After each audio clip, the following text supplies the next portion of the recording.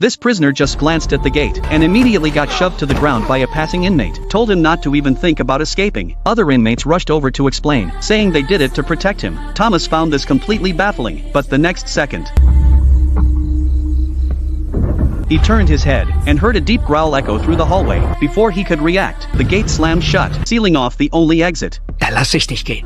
But the real danger isn't just the monsters, there are strict rules too. If anyone breaks the rules or steps outside without permission, they get pushed beyond the gate before sundown, offered up to the creatures on the other side. Dann gehört jetzt dem Labyrinth. Turns out the prison is surrounded by a giant maze. The path opens at sunrise and locks down by dusk. The monsters inside only come out at night. Every month an elevator sends up supplies and a new person, but all of them have had their memories wiped. They only remember their names. No one knows why they're here or how to get out, because the maze changes every night. They've spent 3 years mapping it and still haven't found an exit until Thomas showed up. That's when a hidden truth began to surface. Just like everyone else, he showed up confused and afraid. After a short stay in the darkroom to calm down, Mark, the leader, explained the basics of the maze and laid out 2 golden rules. 1. Never hurt another member. 2. No one enters the maze except the runners. That made Thomas even more curious, but once he saw what was inside, he backed off real quick, until one day, while digging in the woods, he ran into a strange man. They didn't know each other, but the guy looked like he wanted to tear Thomas apart. Before Thomas could react, the man tackled him to the ground, shouting that Thomas was the mastermind behind the maze. Just as he was about to strike,